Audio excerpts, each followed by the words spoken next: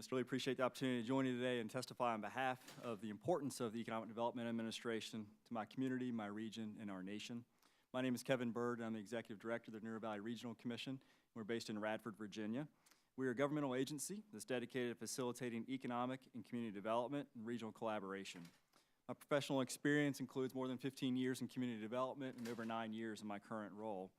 I also serve on the board for the National Association of Development Organizations, known as NATO. NATO is an association that represents hundreds of other regional development organizations like mine across the country. These organizations serve as catalysts for regional economic development, public-private partnerships, and strategic initiatives designed to fulfill locally identified priorities. Today, I'll address 4 key issues pertaining to the Economic Development Administration. First, I'll explain the significance of EDA to my community and my region. Second, I'll highlight the significance of EDA's national impact. Third, I'll reiterate the importance of EDA's planning grants to the economically distressed regions. And finally, I'll underscore the importance of reauthorizing the EDA and recommend opportunities for reforms and enhancements of EDA. So I'll begin by highlighting the significance of EDA to my community and my region. My organization is comprised of 13 local governments and 3 institutions of higher education. We act as a convener across all sectors in 4 counties and a city in Southwest Virginia. EDA investments have had a tremendous impact on my region as they've supported many successful local government or economic development projects, including one that I'll highlight for you today, and that's the Virginia Tech Corporate Research Center. EDA made one of the first investments into the Virginia Tech Corporate Research Center, which specializes in technology transfer from university research. EDA invested $600,000 in the late 1980s and also invested $2 million in 2009 to support a second phase of development. Today, the Corporate Research Center is comprised of more than 180 high-tech firms and research centers and employs more than 3,000 people.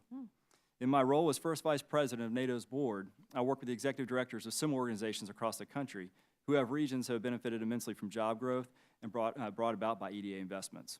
This brings me to my second core topic I'd like to highlight for you today, the significance of EDA's national impact on economic growth.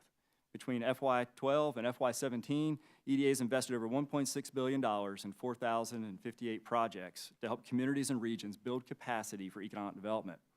In return for this investment, it is anticipated 277,163 jobs will be created or retained, and more than $39 billion in private investment will be attracted, according to recipient estimates. EDA's portfolio programs allow communities to apply for assistance that is tailored fit to meet their unique needs. I also want to emphasize that EDA is the only federal agency with the sole mission of helping to create high-quality jobs in the United States. EDA already has in place an economic development integration team that works across the federal government to align and strengthen programs. Another important component of EDA are the partnership planning grants awarded to economic development districts. These grants serve as essential building blocks. They're the backbone of successful projects that guide local, state, and federal investments, which directly lead to job creation and retention. EDA and its network of regional offices, integrators, and economic development districts across the country, they are well positioned to help communities navigate and take advantage of the Opportunity Zones program. Finally, I'll ask you to take advantage of some opportunities for reforms and enhancements of EDA. I also encourage you to increase EDA's annual authorized funding level. I urge you to support a modernization of EDA's role. I encourage you to elevate EDA as the key federal partner, helping economically distressed and rural communities keep pace with the technological advancement, automation, and economic shifts that occur as a result.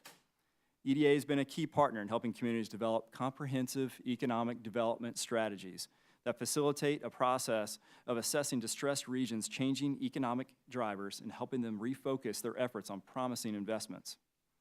I also want to highlight the importance of the loan services EDA offers for small businesses through the Revolving Loan Fund program.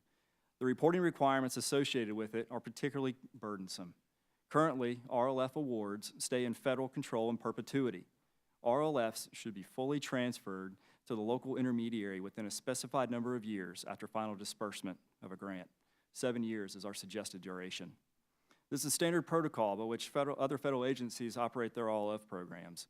I encourage the committee to support efforts to reform EDA's RLF in this manner.